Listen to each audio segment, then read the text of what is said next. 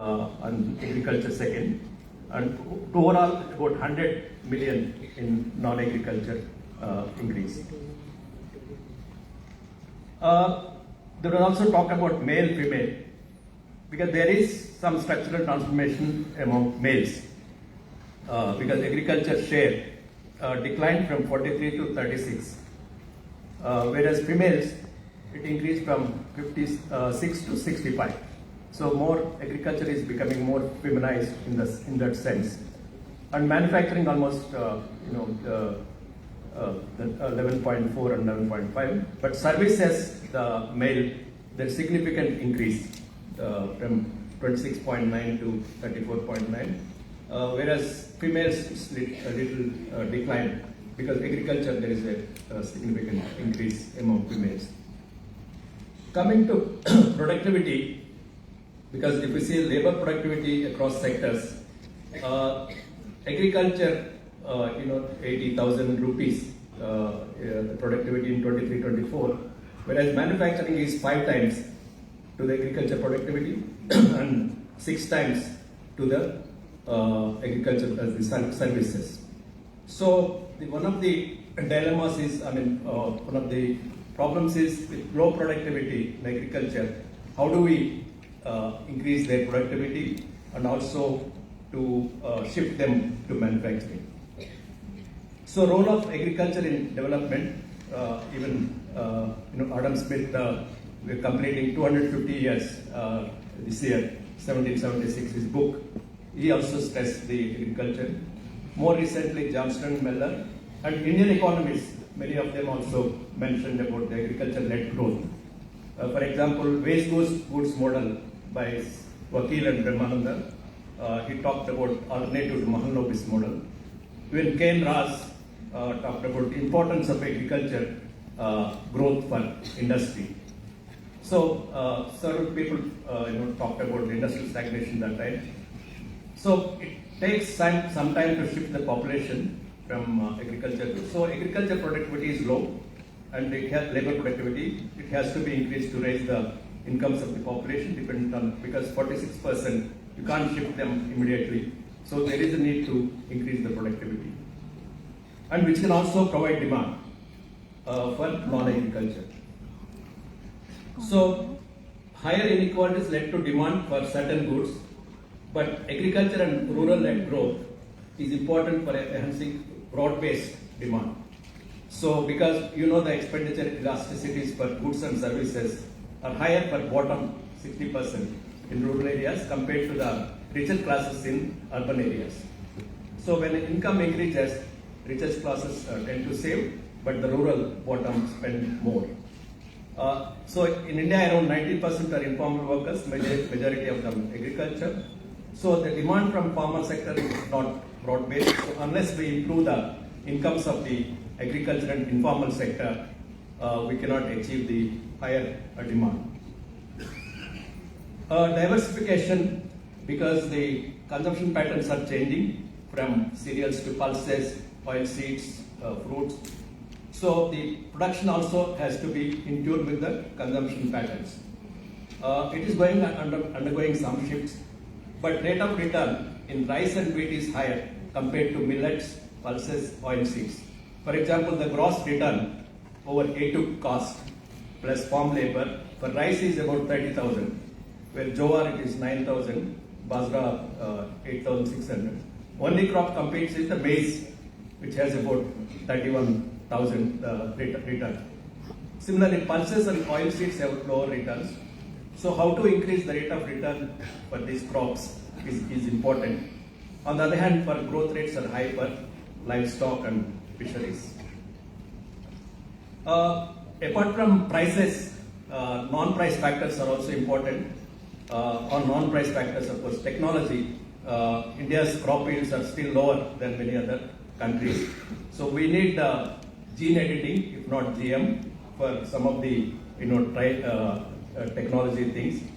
But India spends only 0.5% of agriculture GDP on R&D, whereas other countries spend 2 to 3%, China and other countries. So we need to improve more R&D, and of course digital technology is also being used.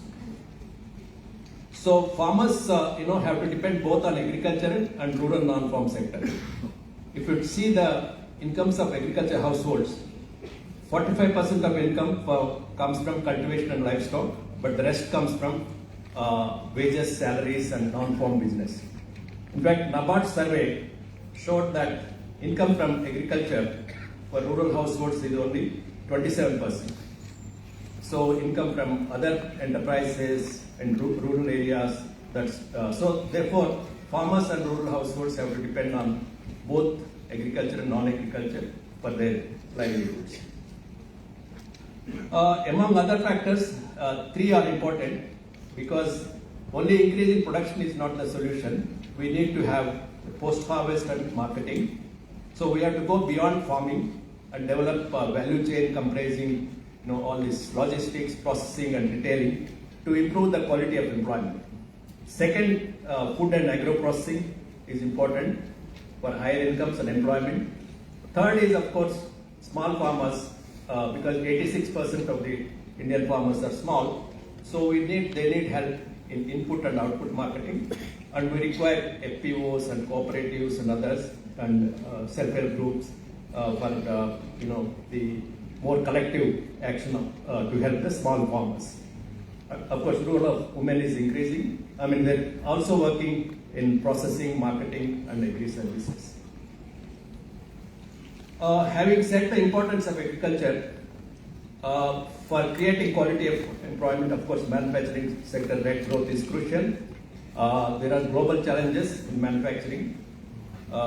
It has been a path, as you've been discussing for the last 2 days.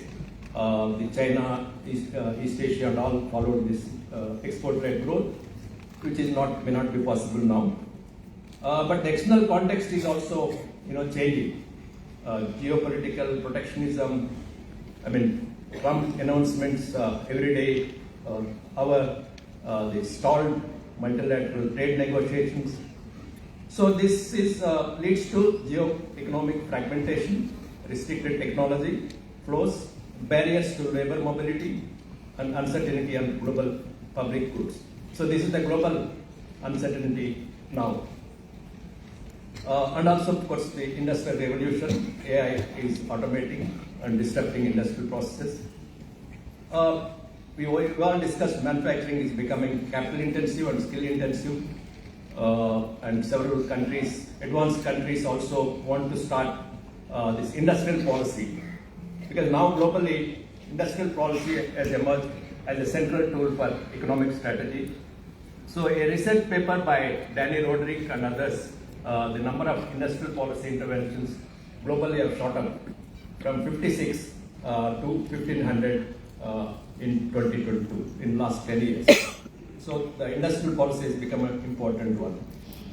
For example, US launched large-scale initiatives such as the CHIPS and Science Act and the Inflation Reduction Act. European Union is advancing its Green Deal industrial plan, and China is also modifying some of the industrial strategies. So the resurgence of industrial policy has become, now developing and developing nations, a significant shift in economic strategy. Coming to India's manufacturing sector, they have been since independence achieving labor-intensive manufacturing as an issue. We have not achieved that. Industrial strategy is undergoing significant shift.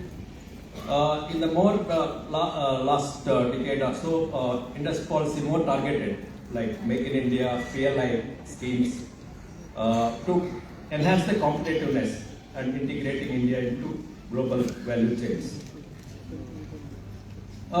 It is possible to raise manufacturing growth and employment. May not be like China's model outcome thing, but like Nagesh Kumar discussed, on this industrial policy, industrial manufacturing.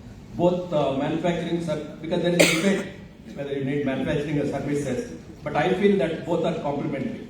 I think one or the other. Some people say we should do that. Structural transformation in Asia, of course, Dr. Deepak Nair book is well known. Because the manufacturing sector has more backward and forward linkages. India has, of course, diversified industrial sector, pharmaceuticals to the electronics and all. Service sector also needs expanded manufacturing. I mean, there are so many examples we can give. And in fact, some of the growth in service sector is also due to expanding manufacturing. So what is the India's response to trade tariffs, manufacturing trade policy, helping the affected sectors and diversifying exports to other countries, which is not easy, but they are trying. Speed up FTAs with other countries and continuing, of course, negotiations with the US. Some people say that India should join regional groups like CPTPP and RCEP. Of course, government is seeing the pros and cons of joining and the competition from China. But of course, the government point of view, rule-based WTO is always better than protectionism, but I don't know whether it's possible.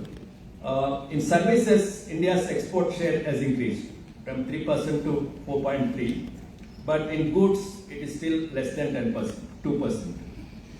So despite protection policies and reduction in international trade, there are a lot of opportunities for India to increase the share in world merchandise trade. One problem in Indian manufacturing is the missing middle, because majority are operating at less than 10 workers. For example, if you see the garments, they're less than 10 workers. On the other hand, we have large-scale manufacturing firms. So missing middle is one issue because China and all have 200 to 500 workers.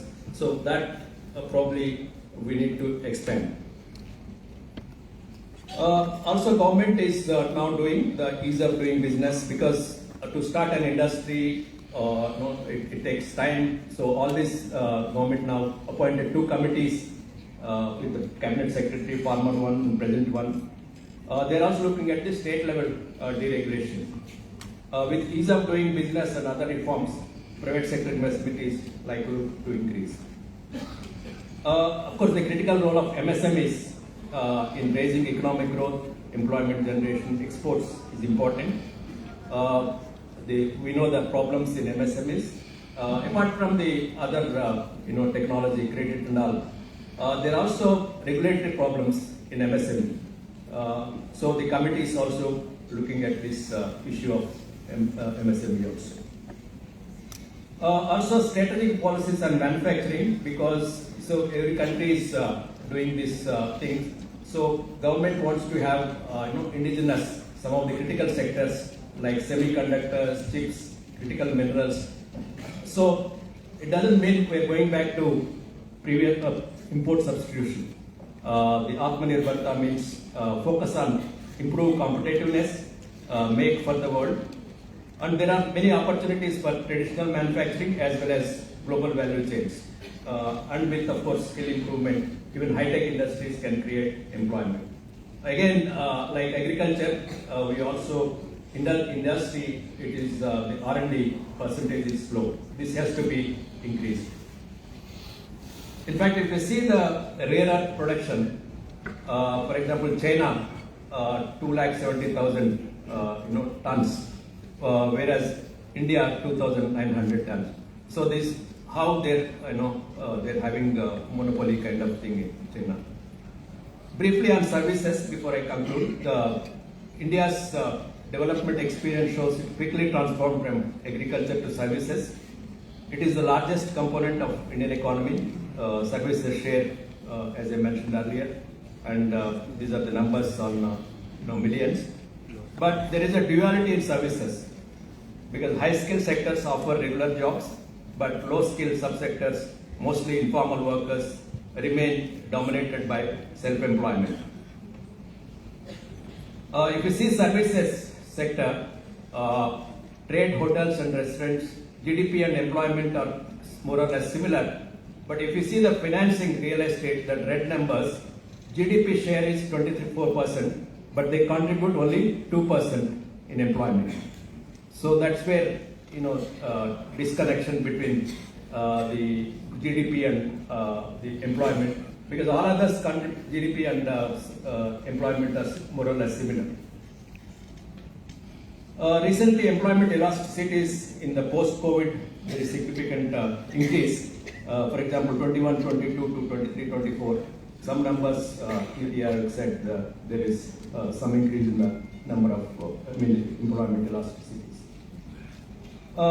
Coming to the service sector, what the Niti Aayog mentioned, the rural-urban, there is a report by Niti Aayog, rural-urban debate, because 60% of urban workers employed in services compared to less than 20% in rural areas.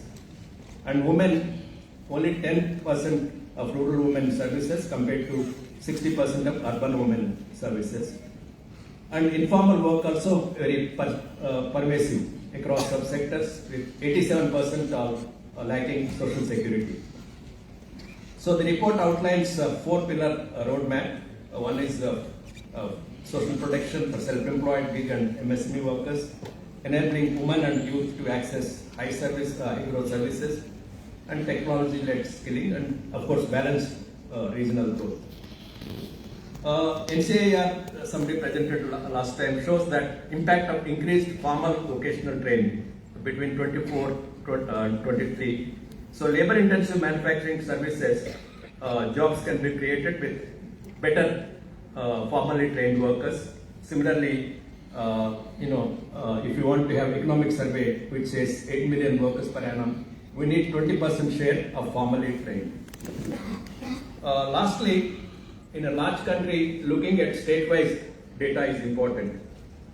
For example, state-wise manufacturing employment share, it varies from Gujarat 22%, Haryana 18%, to 5% in Bihar.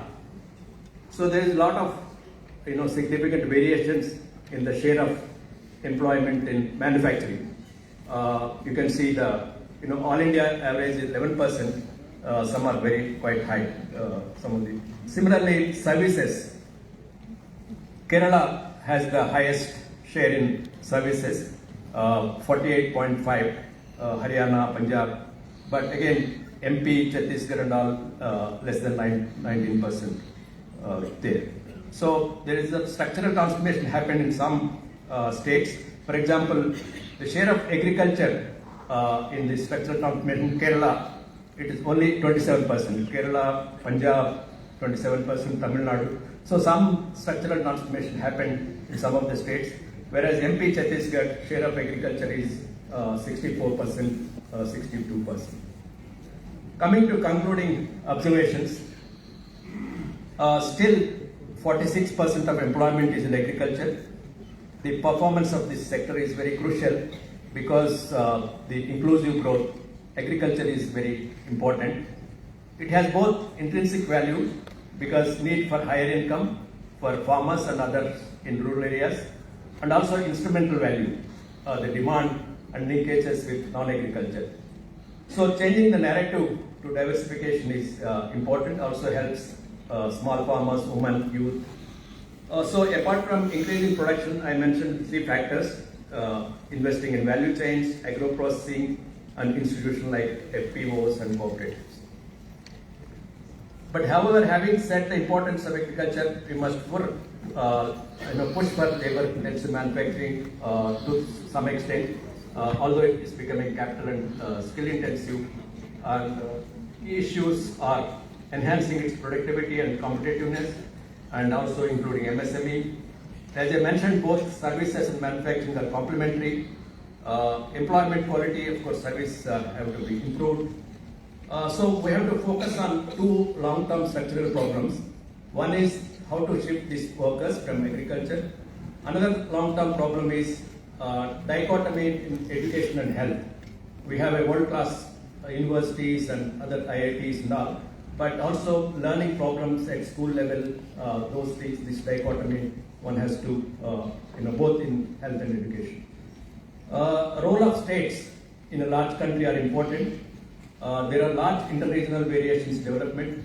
I always quote Joan Robinson, once said, whatever you can rightly say about in one part of India, the opposite is also true in another part of India. Because in a large country, for south or northeast or so many differences, we have to look at the state level.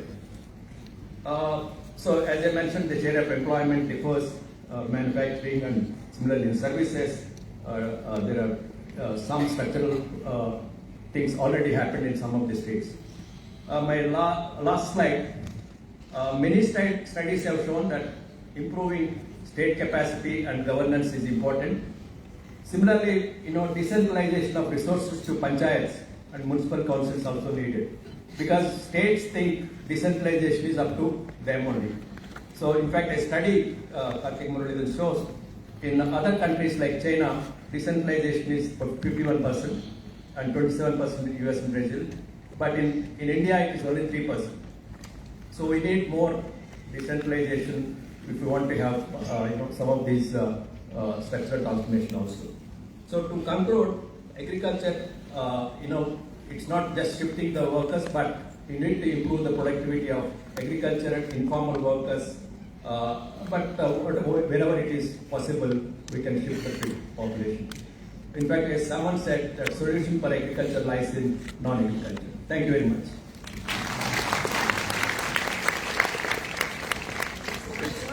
And now invite the Secretary of the Indian Society of Labour Economics, Professor R.K. Mamden. He is Professor and Head, Department of Economics, Pune University, Dehradun, to propose the vote of thanks of this inaugural function.